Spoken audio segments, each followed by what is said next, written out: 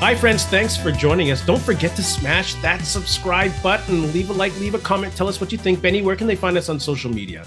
Yeah, you can find us, Ray Benny Sports. We're on Facebook, Instagram, Twitter, TikTok, and we're also on Reddit. So join us on the conversation there. And don't forget, subscribe to us on your favorite podcast provider and leave us a rating.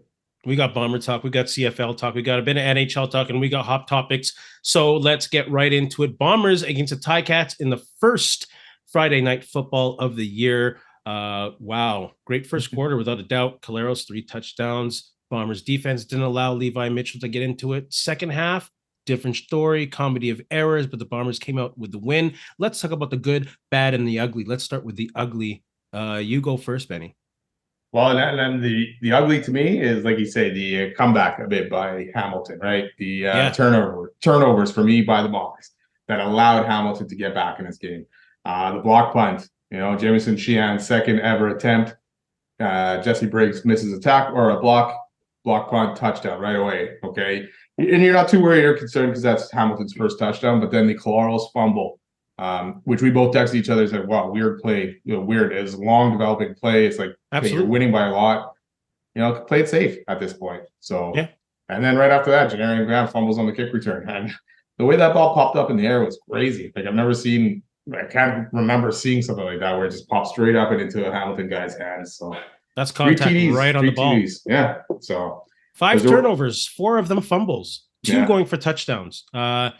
Obviously, there's a little bit of opening night jitters, but when guys like Dembski, Grant, and Caleros, who have been to many opening nights and have been in bigger games, I don't see this being a concern, but it's something that O'Shea will definitely address right away. Oh, yeah. And I think it'll put a stop to that. We saw Dembski kind of fighting for extra yards just to get that little bit extra and kind of carrying it like a loaf of bread, like you said on the text messages. So there's some things that they could definitely fix up. I don't know why I started off with the ugly. I started good, the bad, and the ugly. I'm like, let's start with the ugly. Yeah. You caught me off guard a bit there. I know, so weird. So let's go back and let's start with the good before we get to the bad. The good, well, there was so much good there. I'll start off on the defense with a shout out to Willie Jefferson and DeMario Houston. They are just aces on the defensive side of the ball. Jefferson constantly getting pressure, getting a sack, getting knockdowns, getting fumbles, and of course, DeMario Houston getting turnovers, fumbles, tiptoe interceptions. Those 2 on the defense were crazy. They're really good. Yeah, and Willie Jefferson was amazing. Plus, then Jeffco got hurt, so you also had a couple rookies or newer guys in there who also did a great job on that D line. For me, I'm going to go the offensive side, and like we talked about, a guy like Dembski who fumbles on his first play of the game, but then he responded after that. 6 catches, 113, some beautiful catches, not beautiful. 1 TD, right? So looking good and all around. Caleros looking good, finding his guys, spreading the ball around to many different receivers. It wasn't just Dembski. Dalton Schoen had 5 catches, Wolotarski, and Bailey 3 and 4 each. So, and Brady Oliveira, and 22 carries, 115 yards.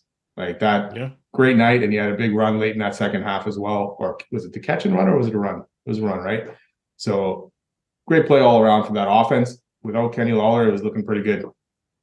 Yeah, like Oliveira putting close to 170, a little over 170 yards from scrimmage. Yeah, 5.3 yards per carry, which is amazing. Because when the running game started off, it was like 3, 4, 3. Yeah. It's like, oh goodness! But in the second half, they just started motoring it and physically imposing their will with the running game on them, like running it through the middle, not sweeps to the outside, through the gut, which is like the one area of concerns I had with the Winnipeg Blue Bombers was the middle of that O-line. So it was really good to see them play well. So also a little bit of a shout out to the O-line, and the good, also the kicking game. 4 for 4 on field goals, 4 for 4 on converts, a field goal of 50 yards. That was good to see. Yeah. Yeah, good kickoff too, compared to what was Seth there from Hamilton. 2 kickouts out of bounds that really helped the Bombers put some points on the board. And Castillo, I was surprised Castillo was doing it. I thought, Sheehan would have been doing that. I thought he was doing that in preseason. Maybe I'm thinking about the other guy, but yeah, Castillo answered the bell there too. But yeah, it's nice to see and have confidence that he's going to hit those field goals and those converts every time.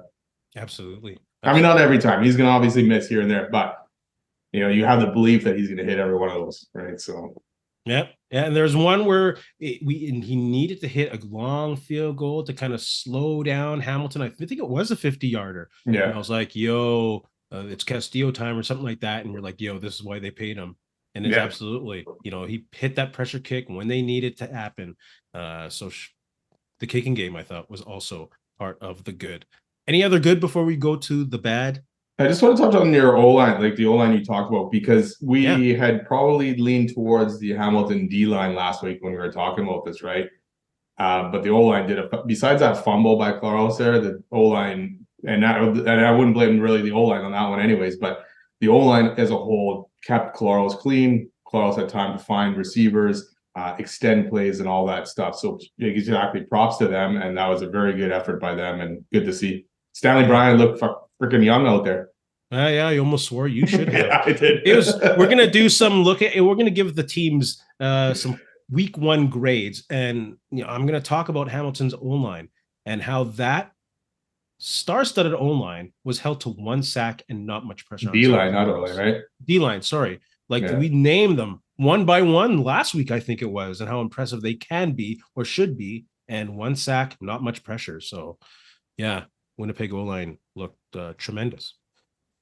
Let's talk about the bad. Not much bad. I'm going to be nitpicky here. I'm going to say the red zone. They went 3 for 6. 2 of those should have been touchdowns. The one from the one with Pigram, they got to put those in. They have to put those in. So I'm going to say the red zone offense. They're still good. They put 3 of them in, but they could have really buried Hamilton and took away all their heart if they would have buried a couple more. Yeah, that's something Prukop didn't miss many of last year at all, really, right? Those short yardages, plunges from the one, especially when you got 2 attempts, right? Automatic. Usually he was automatic. The bad for me just really is Jackson Jeffcoat getting hurt again. It's luckily there's the other 2 guys that filled in very nicely for him, but if this is going to be a long-term injury or linger all season, they may have to look at Sean Levin and see if they can bring him in somehow if Jeffcoat is going to be out longer than this. I like how the 2 younger guys played, but over a course of a season, it might be harder and harder for them over that course of the season to get, do damage like Jeffcoat can, right? So I agree. Yeah. That's a tough loss. Also on the bad, but not horribly bad, the return game didn't look too sharp. I'm gonna, for now, pin that on to Janarian Grant not taking any preseason snaps, not being too busy in the preseason, being on the suspended list. Those aren't air quotes, but they didn't look too impressive, the punt or the kickoffs. They didn't look bad, but they didn't look dangerous like they did at the end of last year. And on the other side of it, Hamilton's return game looked dangerous. Like Lawrence Woods, the Bombers struggled, especially on kickoffs, to stop the guy. He had 25.7 yards per return. That's amazing. So the funny thing is Hamilton could not take advantage of this really, but he was setting up Hamilton in some very good field position early on in that game, and Hamilton just couldn't cash in. Yeah, a couple of times they started drives from their own 40, 50-yard line. Yeah. Close to center field. Bomber fans, put in your reactions from the week 1 action. Don't forget week 2 against the rival Saskatchewan Roughriders. We'll be here on Thursday for CFL week 2 preview. So join us for that as well. Let's go with these grades that we're giving to each CFL team after week 1. We're going to go from west to east. Sorry, my screen is reversed. From west to east, starting with BC. What kind of grade do you give BC and why? I'm going to give them an A. As going back and forth between a B plus and an A, but to be an A, Vernon Adams looked good. Some great numbers, 2 TDs out there, over 270 yards. The running game looked good. That Taquan Mizell, who's a rookie, came out in week 1 and maybe showed that he can play in this league. We'll see how it goes over the course of the season, but 81 yards there. And Dominic Rhymes looking good, picking up where he left off last year. And the D, to me. Yeah. They held, Calgary's offense, I don't know what's going on there, so we'll see. But they held that offense to 235 yards. So yeah, what a workhorse Dominic Rhymes will be all year. Yeah. He's going to be. Is Lucky Whitehead? He's still there, isn't he? Or is he still hurt? Oh yeah. Was he out? Did he play? Didn't he play? I'm pretty sure he played. I'll have to check. Dominic Rhymes is definitely going to be their workhorse receiver. Oh. I'm going to give BC a B. They look good, but I think it's against a kind of weak step squad. Vernon Adams started hot, with a couple of drives. I think he went 9 for 9 in his first drive, and then he had a 100-yard drive in the second one. Both times Rhymes got the touchdown, but then they kind of slowed down. We saw a little bit of old Vernon Adams come in. He threw a pick, an ill-advised pick into coverage. And then BC didn't score a touchdown until the fourth, which should be an area of concern. I know it's week 1, but this is stuff we've seen out of Vernon Adams. The not necessary stuff, throw it out of bounds, run it, take a couple yards, and he doesn't. He forces something in there against a squad that should have been out of the game much earlier in the game. So I'll give them a B. Their defense is good, but I'd like to see them play against a good offense because I don't think the Stampeders have a very good offense at all. The O-line look horrible, but we'll talk about the Stamps in a bit. And next week, LL Cool J is going to be there. We have a bet going on over under 5 minutes before the dude takes off his shirt. Over under fans, put it in the comments. Benny, what do you have? On that, I think I took the under on that. But at the same time, I question if he still got the abs like he used to. So if he doesn't, he might not be taking that thing off. So and those chameleonaires have ways to get those abs back. Well, 50 Cent didn't find them for Super Bowl, but it doesn't matter. Let's talk about Calgary. Next grade there. I'm going to give them a D. Number one, they get a D for that 18,000, under 18,000 in attendance. That's horrible. The ownership group should be ashamed in the Calgary market to not get at least 20 or 25,000 at that game. That's horrible. And also Jake Meyer is not it. I'm not sold. Good luck, Dave Dickinson, first year's GM coach. Didn't look good. You get a D. Week 1, D. I'm gonna have to agree with you. And then that's the thing about week 1 is you really don't know what kind of team is going to show up for the rest of the season, or if some of these wins that teams got, if they're against worse teams than them, and they're actually pretty bad too. But yeah, Calgary to me, D. Jake Meyer, man, he did not look good. He looked terrible. And then it's only 7 carries for Kadeem Carey. That's crazy. What is that? So, and then the D, it wasn't great. It had moments, but it also did not generate any pass rush at all. Yeah. Maybe they need Sean Lemon as well, but yeah, wasn't good for Calgary. It was weird because it's not something we're used to seeing out of Calgary, especially poor quarterback play. Stampeder fans have been holding on to Jake Meyer being the next one since he played the Bombers a couple years ago and he went for over 300 yards. They still lost the game, but he kept them in it, and they've been holding on to that Jake Meyer, and he's not it. And they have no one behind him. A combined 9 Stevens, CFL snaps. 9. So they are in trouble. Do you think the Battle of Alberta can end up being the battle for last place in the West? It could end up if Jake doesn't get it going here at all. But yeah, it could definitely be that. Ooh, Dave Dickinson's taking a load this year. Let's talk about the Edmonton Elks. What did you give them as a grade?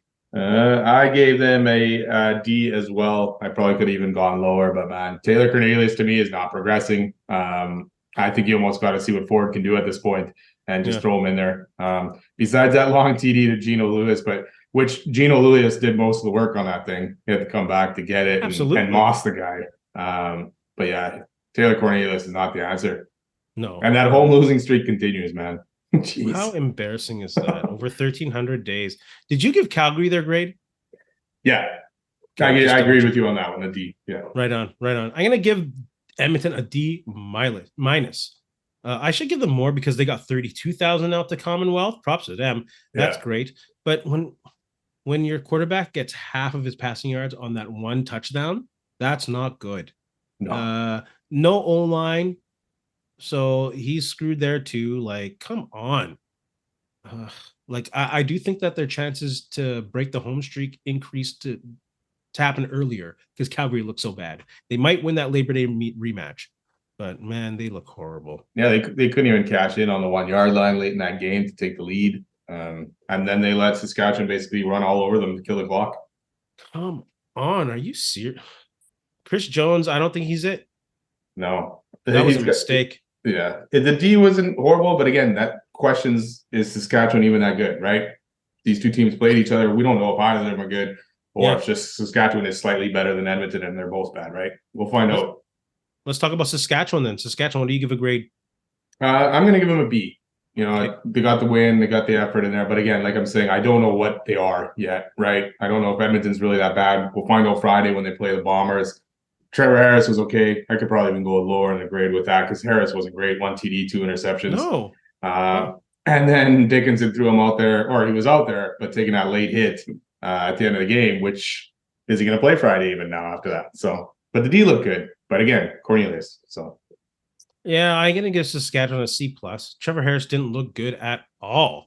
And their defense only looked good because it was Edmonton. Harris threw for less yards than Cornelius and was less efficient. And 20 completions, though. It's like he was under 200 yards. Like they would have lost. They would have been the first team to lose in Commonwealth in 1,300 days if they could have punched it in from the one. Yeah. Saskatchewan is not good. Sorry. This week. It can change. It's week 1, right? Absolutely. Anything can happen over the course of the season or next week. Teams get it together. But yeah, in week 1, a lot of teams did not really look good. Let's give Winnipeg a grade. We kind of already did give them a grade by talking about them lots, and already fans are saying that we're a little bit biased, but hey, what can you do? They're the number 1 team in the league. I'm going to give them an A-, solid victory. Looked like a veteran team picking up from where they left off. Like I said, return game looked a little flat. That's going to be fixed. Running game looked good. I'll give him an A-. Yeah, I'll give him an A. Again, offense looked really good. D looked pretty dominant. Special teams, need some work. But you know what? We got Mike O'Shea there, so special teams guru basically. So I expect that to be better. So, but an A for their effort in this week. Absolutely. I give Toronto an A+ because they're the best team in the East for doing nothing. That's crazy. Did you get Toronto grade? I didn't, but I can't argue with it, I guess. I actually have a not applicable, but still, they get an A+ for being pretty much the best team in the East for doing nothing. Hamilton, I'll give them a C-. Props to Ticats for creating turnovers and keeping themselves in the game. But Bo Levi, you can get in the rhythm, and that defensive line that we talked about. They should be getting more pressure, and their secondary is dependent on that, and they couldn't. So they get a C- this week. I'm going to give them a D. I know they had a lot of new players in this lineup. Half their team, I think their starting lineup was new, but they got dominant on both sides of the ball. Yeah. Their D-line couldn't get to the O-line, and their O-line struggled to contain the Bombers. That they even benched a player, and I think that's even Joel Figueroa there, who their big free agent signing, ended up getting beat by the rookie from the Bombers there. So not a good effort on there, and then just 239 total yards. Bo Levi, he had the opportunity. The long ball was open. They had guys open, and he was just missing. So big time. It was horrible. Like, so obviously, as Bomber fan, you don't mind to see him missing. No. He had those opportunities. Ottawa. What do you give Ottawa? I'm going to give him a D as well. I think that's it for Nick Arbuckle. I don't need to see any more about Nick Arbuckle at this point, man. 3 interceptions, only 220 total yards of offense. It's not good. Mazzoli needs to be back. Otherwise, they got to check out what the backup there can do in Ottawa. But the D, 6 sacks for the D. Absolutely. Like Mazzoli has to be it, or else they are done. Mm-hmm. Like, you obviously don't want to rush a guy. It's a long season. You want to make sure he's healthy and good to go. And their defense is good. Like you said, 6 sacks. That's crazy. Like, Fajardo must have been like, did the O-line follow Jason Moss with me? It's crazy. It's starting to get to the point where you got to wonder if it's Jason Moss there, right? And his offense is not good for anybody. Jeez. 4 field goals. That's not good, Ottawa. You got to get a touchdown in the CFL. No. Got to get a touchdown. Montreal, I give them a C. They won the game by a touchdown, but they couldn't protect Fajardo. I don't know what's lacking. Fajardo style of play. Is it Moss? Is it the lack of the O-line? We'll see what goes on, but props to them for getting 20,000 out to Montreal, 20,000 plus. I would have showed up for Our Lady Peace anyway, so that's good stuff. But yeah, they get a C. I agree. I give them a C as well. Drives. C as well. They got the job done, but yeah, they get that O-line or Fajardo or Jason Moss have to get better. You can't be giving up 6 sacks a game because at that point, Fajardo is going to turn into what he was last year, and he'll never develop anything this year. So. Yeah, I'm going to say it's disappointing. I was reading a Montreal Gazette article, and Fajardo said that's what a week 1 offense would look like and should look like. Like, the expectation to look that bad and being cool with that's not a leader. I think that says a lot about Fajardo. I don't think people might not pick up on that, but I think that says a lot about your leader when their expectation is mediocrity and they're okay with it. No, that's not good. I think he's still probably shell shocked from last year or something. But yeah, that's not a great comment at all, man. That's You want to come on and say, hey, you're going to work on it. I know the Bombers, they brought everyone back from last year. It's pretty much the same offense. So, yeah. they clicked a lot better than most of these other offenses this year, right? But BC with Vernon, I guess BC, Vernon Adams, they kind of look good in the first half, like you said, and then taper off. But yeah, you got to build off this, not say, hey, that was good enough kind of thing. BC said they didn't look good at all. Yeah. That's what you got to do. Look for what's wrong and go. Don't be. So then CFL week 1, is it more a situation of bad QBing or bad coaching?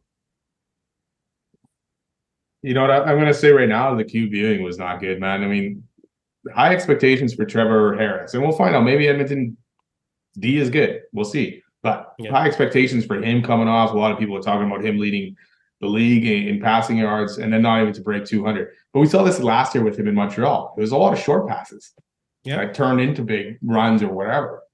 And this looked like, again, he's looking for the short stuff and then hoping for the the yards after the catch. So, and then what quarterbacks play good? Carlos, Vernon Adams, a good half, a little bit more. That's it, right? Yeah. So, and Vernon, that's it. Who are the vaunted offensive coordinators in the CFL? You got Buck Pierce, Jason Moss. I guess is he calling plays in Montreal, but not very good lately. He's definitely not a vaunted offensive. Kari Jones in Ottawa. He didn't have a good anyone. Week. No. There's some bad coaching going on as well in the CFL. It'll be a learning curve. We'll see how it goes. Again, week 1, right? Not to overreact or anything like that this early in the season. So yeah, we'll see. Let's talk a little bit Winnipeg Jets and NHL. There's an article in the Hockey Writers about Dubois and DeBrincat possibly being a good trade. Ottawa, Winnipeg, response to that? I'm going to say no. As much as I would like DeBrincat if he was going to sign here and all that stuff, but I don't think I would trade him straight up for Dubois.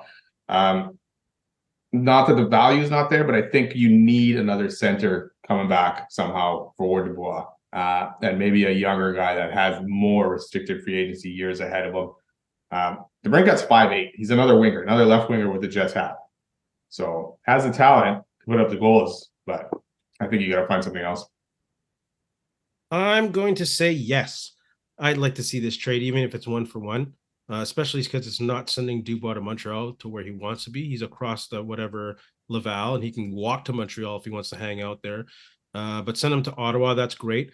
I like a tenacious guy like DeBrincat. I think we need more attitude like that on the Jets. We're such a flat team, and when we're physically dominated, there's never a spark other than when it's Lowry. I think we need more players like that. So I would totally do that, especially if he could return to form as a 40-goal scorer. For sure.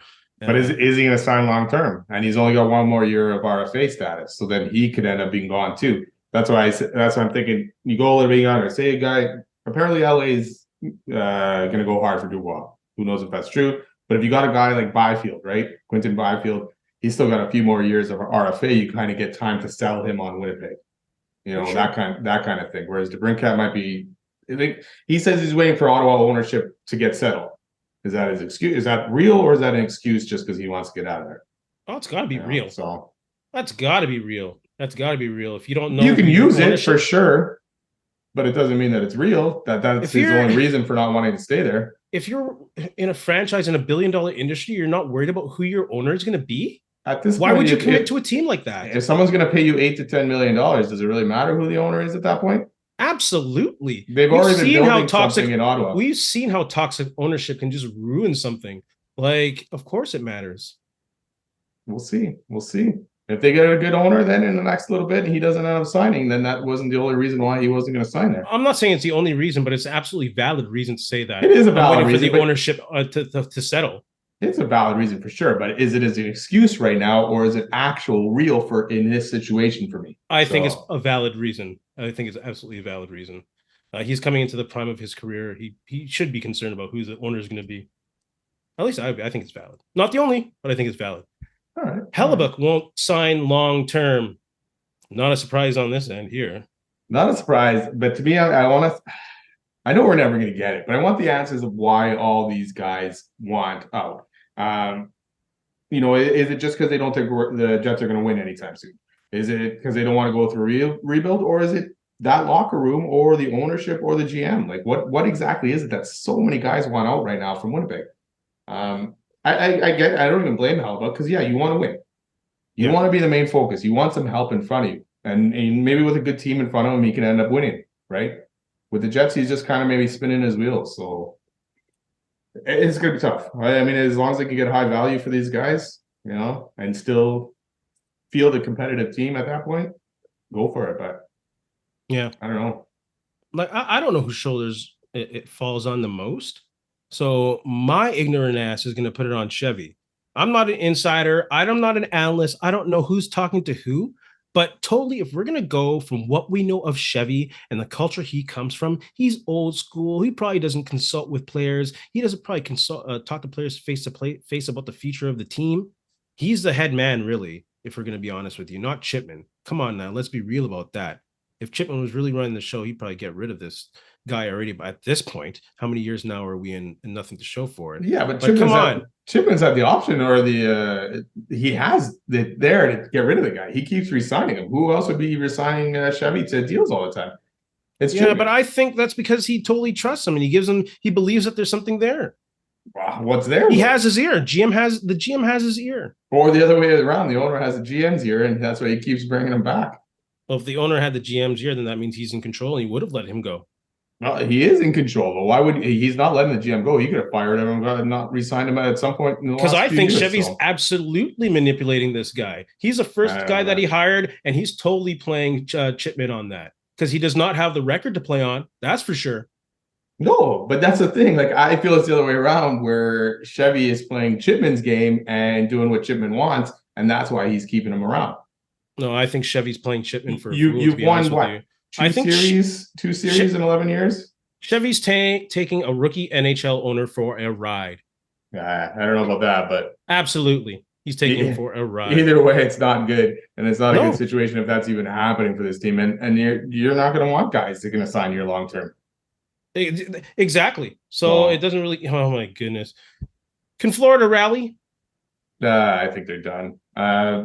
Just part of that reason is Tkachuk. He was a big part of there. He seems to be hurting. Something's up with him. He's not the same kind of player. Yep. So yeah, I think the magical run of the Panthers is going to run out probably tomorrow night.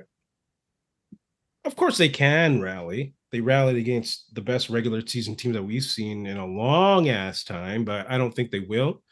Vegas plays a similar style to them physically. And I think it's just wearing on Florida, especially with Tkachuk injured and Goudras. What's his issue? He's everything hurt on his upper body. It's crazy. He must be. The way that guy plays physically, man. Yeah, he must be hurting everywhere. The hit that he took? Yeah, that didn't help either. So. My goodness. Yeah. So I don't think it's going to happen. The Knights got this one. I'll cheer for Pomo to the end, but sorry, it's not going to happen. Yeah. The last few rounds of these NHL playoffs haven't been very spectacular at all, kind of thing. No, not really. Let's move on to hot topics. Messi signs with MLS. Big deal? Yeah, it's huge. I mean, to me, I like it for the MLS. I know Messi's on the downside of his career, but we've seen in the World Cup and even though this past season what he can still do. So I think he'll bring something to the MLS and put them a little bit more on the map. Yeah, I think it's kind of meh. I don't think it's that big of a deal. I still don't think international watchers of football will flock to MLS to watch him. They'll watch highlights. I don't think they'll watch games. I think it's great for the MLS within North America, within America. He'll draw houses without a doubt. He'll probably sell out a lot of home games in Miami. Miami's a hotspot anyways, but do I think it'll be a long-term gain or anything like that? No. Yeah, I agree with you there. Internationally, the MLS is nothing to these guys. Yeah. But it will sell out places in the States and, bring it maybe bigger in there, the kind of thing, like bringing the soccer world bigger for now, like Beckham did when he first showed up in the MLS, right? Kind of thing. So yeah, it'll bring some newer fans. One season. Yeah. International, everyone will always probably think of American soccer as a joke anyways, right? Just like they would of Canada soccer. So without a doubt. Well, club soccer. Well, yeah, for sure. Canadian club soccer, because it's only been there for a few years. Best landing spot for Dalvin Cook? I'm going to go Miami. I think he would fit well in that offense. You add another guy who's dynamic along with Hill and Waddle, but I don't think it's going to end up happening just because of the money wise, and I think Dalvin Cook still wants a big chunk of change. So if we're not going to go money wise, the best place for him to go is the Chiefs. If they can fit him in cap wise, go to Andy Reid. He hasn't had a workhorse back since what? Who? Shady in Philadelphia. I guess a bit, yeah. And he'll use him. Yeah. That was his last one, Shady in Philadelphia, because he kept rotating through them in KC pretty much. So I think that'd be great. It would be open for him. You have to worry too much about the tight ends, and they have the great O-line, and they have Pat Mahomes. So the best team for him to go is the Chiefs, if they can fit in the money wise. Still wants that money, man. Still wants that money. Well, then he ain't going to Miami. No. The state of Connecticut has a group to buy the Coyotes. Is Hartford a good landing spot? Heck yeah. Just so that logo's back in the NHL. But realistically, probably not. There's probably a lot more bigger markets that NHL want to focus on that they'll go to first before Hartford. Plus, it'll mess up Bettman's realignment if they went to Hartford. So it's not a good landing spot? No. I mean, as much as I'd like to see it back there, I don't think it'd be a good landing spot for the NHL and what they want kind of thing. Yeah. For me, I'd say give her. Go back to Hartford or Quebec too kind of thing. So they want a constant American market, and after seeing Seattle, and if they can gain that, I think it doesn't matter where it is anymore in this. They want big markets though. They're going to hit those big markets. I mean, the rumor that even Atlanta could get another team is crazy, man. That's cool. Hartford should get a team, but I don't think they should take a relocation team. I think Hartford's a prime, expansion team. Because if you get a relocation team, it's going to be a horrible team. They're going to suck for a long time, and that's not a way to grow that market again. They got to go for an expansion team where they have at least a chance to win right away, really get that market hockey wild again, and for long-term success, I think. So not a good spot for the Coyotes. But you got a Brickhead? You don't think the market would still be there anyways? Like, I mean, these guys have been waiting for hockey to come back. So it'd be like the Jets, right? That market will be there. And if hopefully they can get a winning team in 4 to 5 years, it should stay, right? But I don't think a fraction of the passion that the Jets have in Winnipeg exists in Hartford. So no, I don't think people from Hartford, let us know for sure. For sure. And in Connecticut area kind of thing, right? There's no way. Yeah. There's no way that their passion for a hockey team is close to Winnipeg's. And of course, yes, I'm a homer, but I think that's pretty consistent. A small market, passionate prairie city in Canada. I don't think Hartford would even compare passion-wise. So do they get their logo back? I'd hope so, if they get the name back. If they get the name back. I know it all went to Carolina because they've been wearing the logo. Oh, they've been wearing the logo. So you got a Brickhead? Yeah, you know what? I don't know if it's totally a Brickhead or not here, but I'm going to give it to the CFL. And not having their stats ready to go on week 1, live stats, nothing there. You can't look it up, see how guys doing, see what's going on in the play. So I'm going to reluctantly give it to the CFL. They're my Brickhead of the week. Stat issues.